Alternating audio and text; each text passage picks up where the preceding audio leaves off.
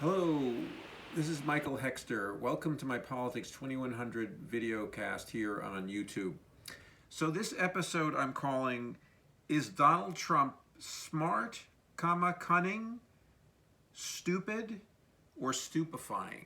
Question mark. Implications beyond Trump. So the person of Donald Trump is, unfortunately, in the United States, an important question about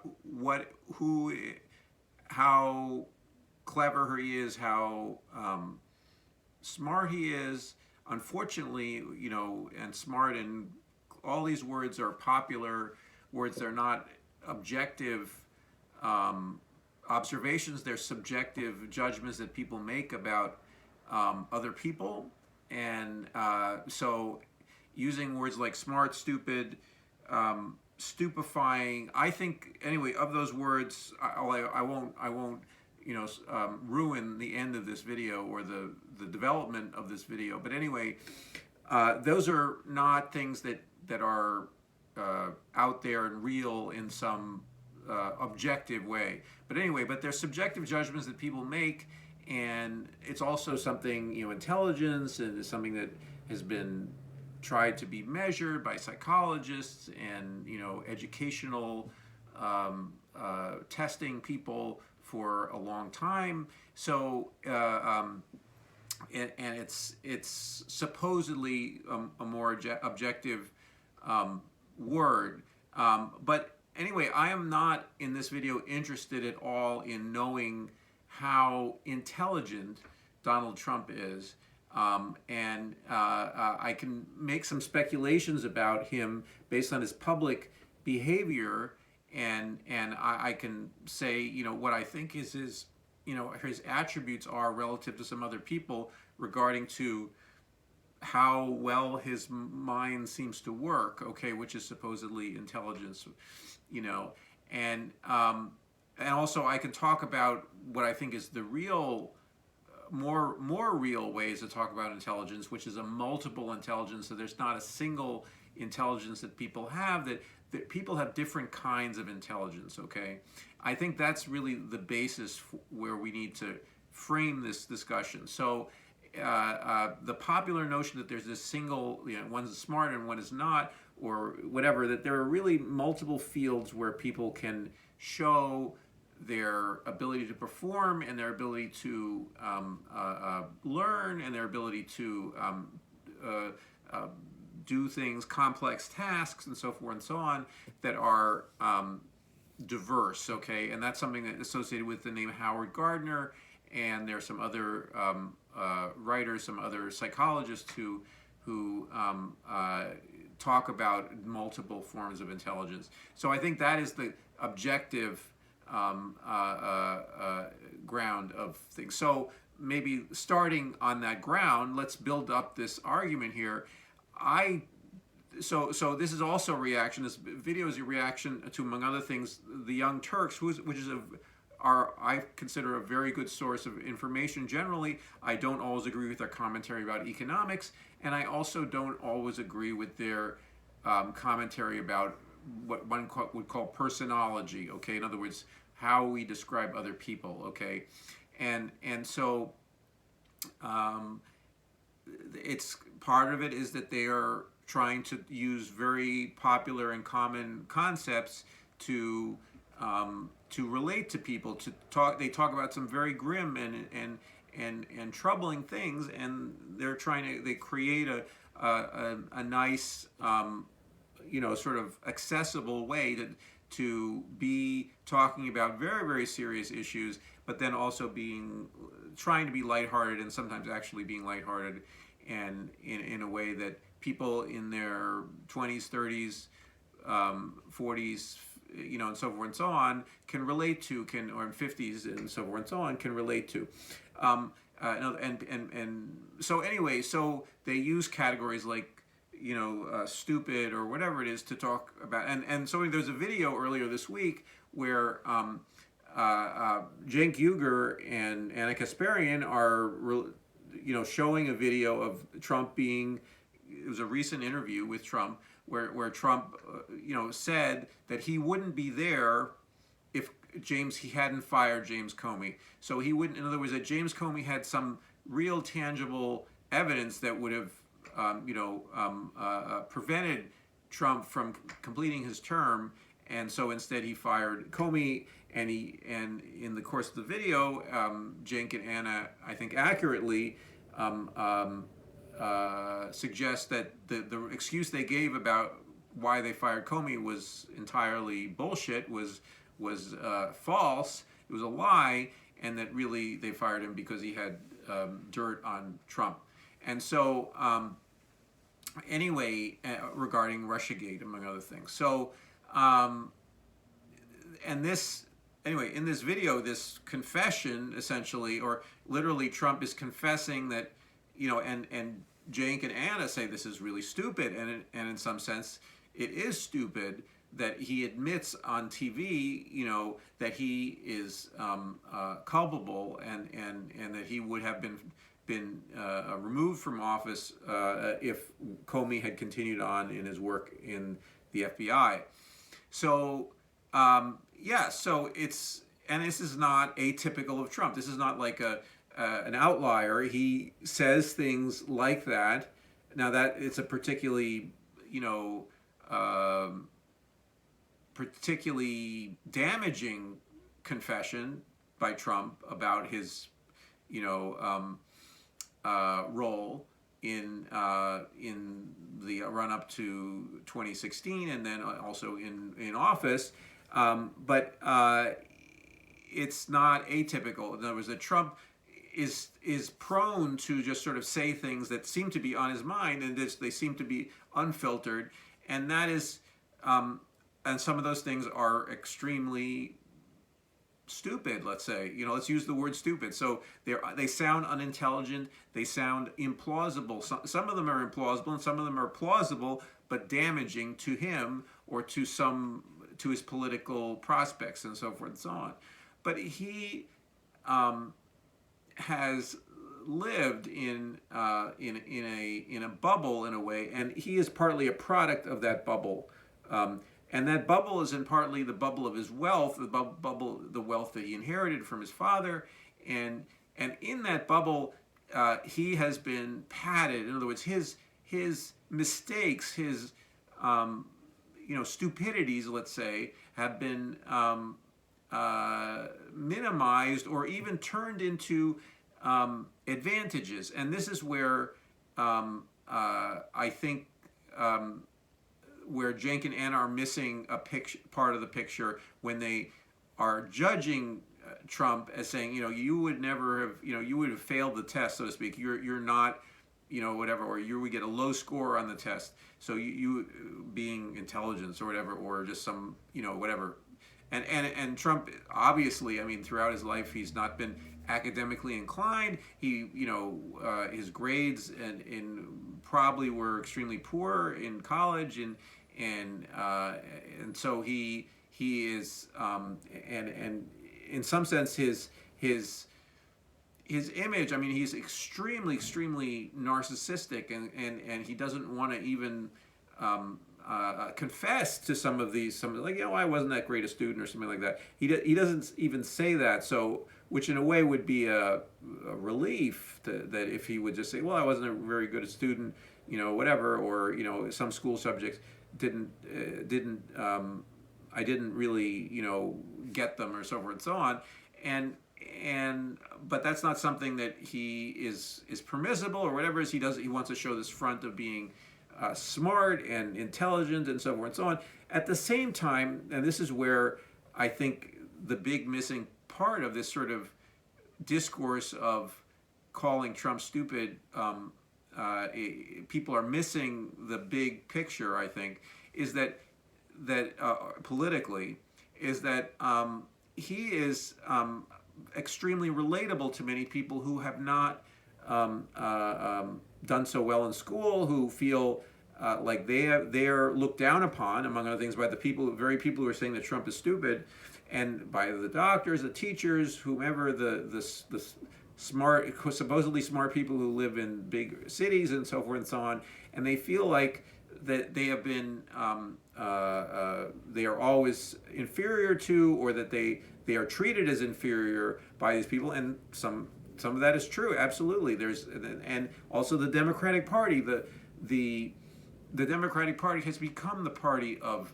educational attainment and people who are very, very proud of their educational attainment. And that's I did a episode about Chris Arnade's, or I think that's how he pronounced his last name, um, um, front row kids, back row kids distinction, that Trump really appeals to the back row kids in American schools, or the people who sat in the back row or sit in the middle or the back or somewhere. In other words, not people who are not eager to imbibe academic learning and who were teachers' pets or whatever it is, or just, were goody two shoes and so forth and so on. They were kind of cut ups. They were people who and that is a long-standing tradition in American culture and American schools, and many very talented people, geniuses, some of them have emerged from this back row in different fields. Okay, not necessarily mathematics or in literature, academic pursuits and so forth and so on, or medicine. Few people have emerged from that, but many people in various cultural endeavors, including also, celebrities of various kinds, people who are admired, who are, and one of those celebrities is Donald Trump. Donald Trump has created a career before his political career of creating a vision of wealth that was accessible and not and was in a way, while ostentatious, was also not imposing, was welcomed people in, or created a middle brow, form of being rich, rather than a snooty form of being rich, and a one that was very inaccessible to people. So, and the same way in his quote unquote stupidity is that his stupidity creates an opportunity for identification for many people who are, and this is again almost straight from Chris Arnade, his book called Dignity, or his essay called Dignity, and just in general, that there's an identification with his laxity, okay, his sense of, and also, I mean, he's also very privileged, so it's not as though people think they're exactly like him. He creates the permission, okay, and in a way he's kind of their king, okay, and he's a little bit, he has the quality of royalty. I don't consider him at all, and this goes against the entire American experience in the last 250 years. But we're anti-royalists. But anyway, but he is. There's the tendency that some people have to put other people on a pedestal, and he is put on such a pedestal by his followers. Though again, there's some flux in the Republican Party. There's some flux among basically also his advocacy recently for being vaccinated, and getting pushback from part of his base that is more extreme about anti-vax stuff and anti-mask and anti-public health stuff, and where Trump has said, I've been vaccinated, and he tried to bully, perhaps successfully, Ron DeSantis, his likely competitor for the nomination in 2024 for the Republican Party, that he was able to bully him on by in absence, not DeSantis was not in the room, but he was talking. He was saying he was he was a spineless loser, because he didn't immediately say that he had been boosted. Where Trump just said, he rolled out saying, look, I've been boosted, blah blah, it's good for you, So Trump does place some both sides of the issue there, where he says it's your personal choice and so forth and so on. Personally, he's not into mandates and so forth and so on, but he wants to think of the vaccines. He because they were part of his administration's one of the few productive things that his administration did was Operation Warp Speed, and so anyway, he wants to maintain that in his trophy case. So, but anyway, this is a little bit of going a little bit down a rabbit hole. But what I'm trying to say is that Trump is this figure of for his base, and politically his gaffes and his faults are turned into strengths, okay, in this environment where he is their mascot, or the mascot is not the right word, but he is their totem, okay. He is their touchstone, and much like a royal is a totem, is an icon, or a touchstone, a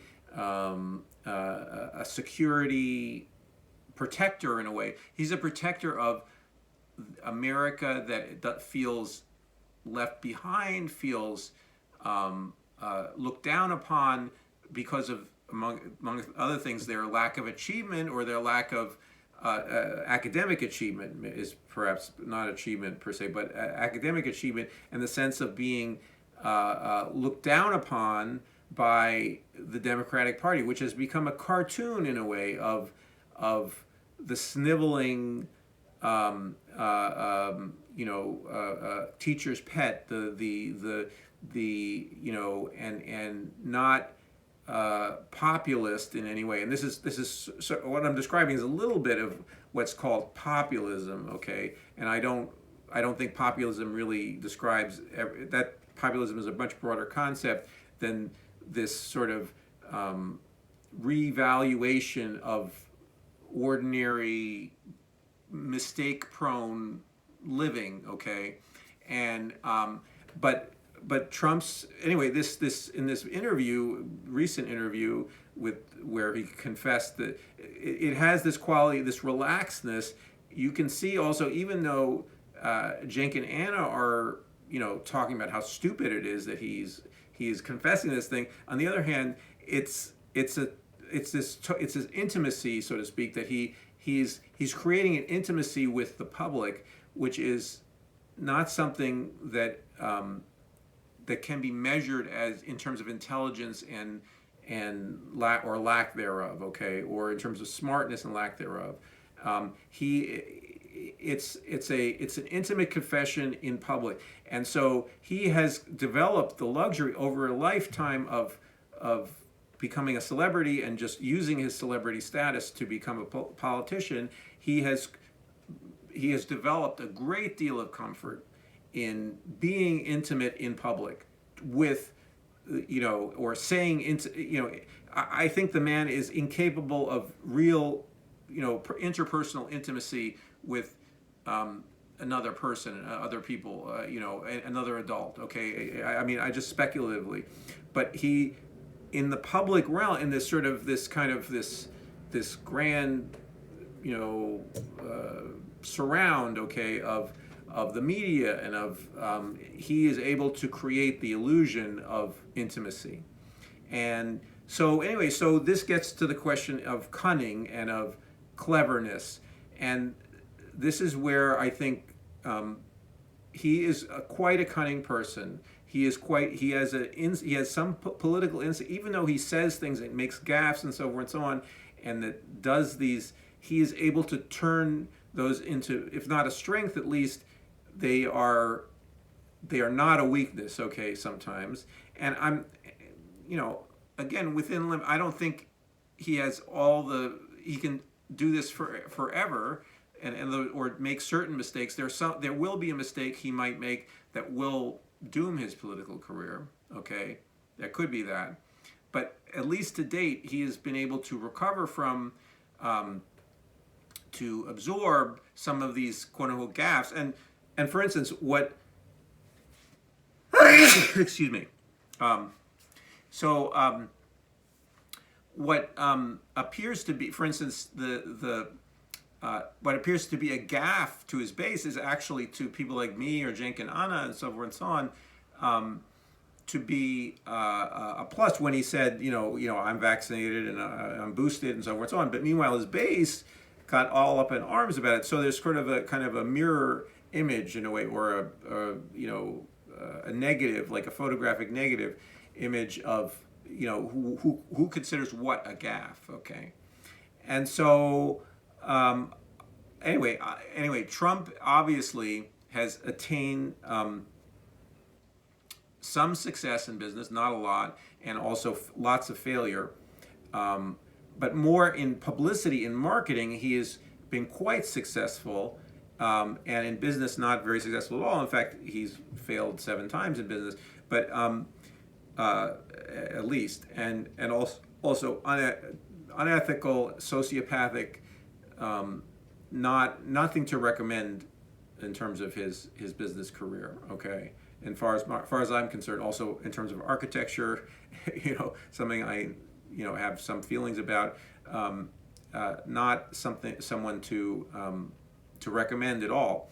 But anyway, but he is an excellent marketer. He markets himself. He markets, and he has this ability. Also, he is a clever bully. He knows how to find people's weaknesses, and he turns those moments into his own things that, at least in certain contexts, to his own benefit. And that is clever, is cunning, okay? And it's not a constructive cunning, it's not a constructive cleverness, but it is a feature of him that is not present in every individual, okay? And it is also something that can be valuable. It's like in business and so forth and so on. In not necessarily his application of his cunning is more successful in politics than it is in his business career, in a way. But his cunning is something that is not to be dismissed as entire stupidity. It's not. So even though he is a back row kid, so to speak, in terms of his academic achievement and also just taking a step back, talking more in kind of academic psychological terms or whatever it is. I mean, he might have something like a learning disorder. Might have had something like that. So probably he does. So he looks stupider than he is. Okay. When he produces language, to me, sometimes there are these gaffes, there are these things, and I don't like him. I hate him. Okay, but I try to keep my feelings about him and what he's doing in the world, which is destructive and is disastrous. Okay, and that from just objectively trying to obsess whether the word smart or intelligent or whatever could be applied to him in any sense. And sometimes he talks in a way that is clearly not a really quote unquote stupid person, a person of really sort of low intelligence and some very global would not sound like Trump does when he talks about certain things. They're usually not very important things. Okay, they're not things that require, but he and also especially when it comes to this sort of interpersonal jockeying for power, it's where he is particularly good, and he particularly astute, and so that's not the actions of someone who is stupid in all senses of the word, in every aspect of life. Okay, and that's where the idea of multiple intelligence is most objective, I think, in terms of like he literally has a kind of what Gardner might call interpersonal intelligence. It's not an interpersonal intelligence that's based on empathy. It's not based on, or at least it's if it's empathy turned against solidarity. It's about which empathy suggests. Some people use empathy as basically, it's you also are sympathizing, empathy and sympathy together, so to speak. While I think Trump understands certain things about other people very, very well, and knows how to turn those things around and senses things about other people in an acute way, and he turns those against that person. So not the empathy where there's an ethic of solidarity, an ethic of helping another person, or expanding the human family. It's about, well, how can I maneuver in the human family to get what I want, and to make the other person feel bad if they need to do so, to and make me feel good. Okay, it's sort of a very zero-sum game that he believes. So I mean, this is all speculative, but it seems to me to fit his behavior very well. So I've been focused. So anyway, so that's my take on what I think is really the case with Trump. In other words, and also he also has mental illnesses that interrupt, also beside what might have been a learning disability as a growing up, and even today, likely in understanding what people say, in other words, to receptive language disability. But he has, he's a megalomaniac. He is his narcissistic sensitivity is off the charts. So he's delusional about losing the election, or he acts delusional, certainly. But it seems like it's actually a delusion. He actually believes. So he cannot tolerate the idea that he lost the 2020 election. So anyway, so that's sort of wrapping up the sort of personology aspect of this unfortunately long video. But anyway, so I think the most important thing that that goes beyond the person of Trump per se is that it's strategic to be stupid. It's strategic to or appear stupid, maybe is a better word. And to stupefy. So to bring down the level, okay, of discourse and of human interaction, and of empathy in the sense of empathy plus sympathy, empathy plus common feeling and sharing and supporting other people by understanding,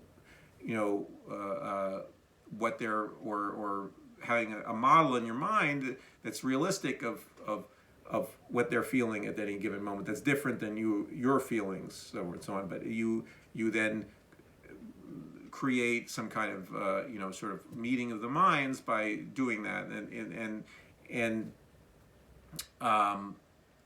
that's sort of that's something that he is, his project, his political project, and destructive political project is to stupefy America. And that's where I think that the stupefaction of America, I'm going to do another video on this, or at least more videos, but is that's where the right wing, and that's where he joins hands with the GOP, and he is their guy. He has been their figure because he has brought that out of the GOP, that in a way that stupefaction and making America stupider, making our government stupider, is their goal, okay? And that is among other things, the Supreme Court case, or Supreme Court cases that we see now emerging, is that literally that's based on the right wing's "let's make America stupider" project. And that means, for instance, the non-delegation principle of in other words, the right wing thinks that Congress has to decide every single detail for instance, a goal like a policy like the Clean Air Act, or in other words, the EPA cannot be delegated to have scientists who are educated people to make to fill in the details of the general directive given them by a law, and so forth and so on, or the Department of Agriculture, or any number of other bureaucracies. Okay, and so the sort of dismantling, quote unquote, the administrative state is about stupefaction. Okay, it's about dumbing down America. And what Trump did is he created this dumbing down environment. And so the person of Donald Trump, he's not the brightest guy in the world. In fact, he's in some regards, in some conventional aspects, for someone of his wealth and power, he is way less intelligent than he should be, let's say, so on and so on. But then most people, let's say, in that, who've attained X amount of wealth or Y amount of political power. But he is mobilizing and using this dumbed down culture, like this dumbing down to a political project, the political project of cutting regulation, the political project of putting capital in more firm charge of the U.S. political economy. And even if it involves a fascist takeover, in other words, it involves fascists coming in and basically creating this minority rule, or ending U.S. democracy in different forms, that this project of and the logical outcome of the right-wing project of the last 50, 60 years, and that and longer, okay, and that and Trump is the cultural emissary, is the meme. He himself is the meme. He's the of this project, and it's paradoxical because it's behind it is a Machiavellian calculus, okay, which is not necessarily Trump's calculus. Trump may just be instinctively this person who does this, okay, but there are people around him who are smarter. Bannon is smarter than he is, and or likely smarter, or whatever, than in the conventional sense. And there are people who see the usefulness of Tucker Carlson is smarter than Trump, and they see this project and say, yes, I see this as a way to power, a way to defeat my enemies. Okay, another thing, the people I hate, who are the smarty pants, so forth and so on, the people who are the whatever eco-minded people, or the woke people, so forth and so on, who I hate for reason X, Y, and Z, because they are intolerable, or they look down on me, or I once had a bad experience with them, or I just don't want to live my life thinking about these things. I want to basically live in oblivious to a lot of things. And so anyway, this is the project of stupefying America and making it stupider is something that there's a long history of it. It goes back into the 19th century and the Know Nothing movement, among other things. And so there's a long history of it. So it's simply Trump is the latest and a very, very successful implementation of this, and it serves the interests of powerful people to do this. And unfortunately, it's something that I think we need to talk more about this, because the stupefaction is something that it's not about name calling. It's about, do you want to become smarter or stupider? it's a question. It's like it's the road. There's a road ahead of you. Everyone, everybody, all of us have this choice. Do you want to become smarter or do you want to become stupider? And so it's not about dividing people between smart and stupid. It's about, which way our society goes. So anyway, so I think that's, I'm going to, instead of putting at the end of a half-hour video, I'm going to be focusing on that in future videos. So anyway, so thank you for listening this far, if you have, and also please like the video if you did like some part of it or other. Please comment if you have thoughts about this ideas or the ideas in this, and also I look forward to seeing you in the next video. Thanks.